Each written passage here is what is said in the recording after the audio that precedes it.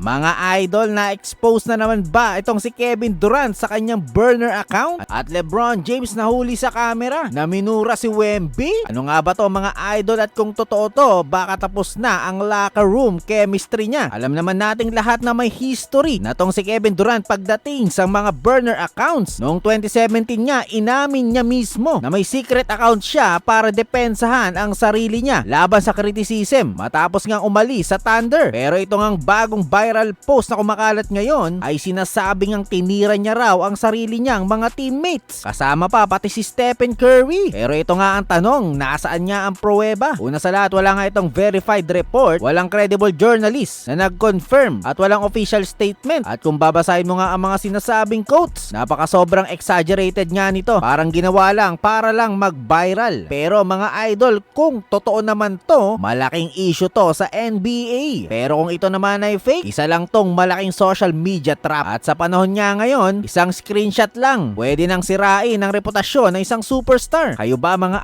idol, naniniwala ba kayong may bagong burner account itong si KD? O fake news lang to para sa clout? At matapos nga niyan mga idol, ay tuwang-tuwa naman sa kalokohan niya itong si LeBron James nang mahuli nga siya ng camera na NFK itong si Victor Wembanyama. At syempre, hindi na alam ni LeBron kung ano magiging reaction niya. Samantala, kung babalikan naman natin mga idol, noong nakaraan niya sa press conference nitong si Wembanyama, tinanong nga ito kung iiyak ba ito kapag nagretiro si LeBron. Straight to the point na naging answer dito ni Wemby na no, at tila walang pakinga dito kay LeBron. Samantala mga idol, nag-viral din na nag-reaction nitong si De'Aaron Fox sa kanyang game winner, kung sa inamin niya nito at sinabing nang makita niya ang picture niya kasama si LeBron ay sigurado daw ito na ipapa-frame niya ito at ipapasign dito kay LeBron. Grabe, tila malaki nga ang paghanga nitong si De'Aaron Fox kay LeBron James mga idol. Sayang nga lang at hindi sila ang nag-champion dito sa All-Star. Pero eto nga lang masasabi ko mga idol, kung gusto nyo ng mga ganitong content, like, share, and subscribe for more NBA updates.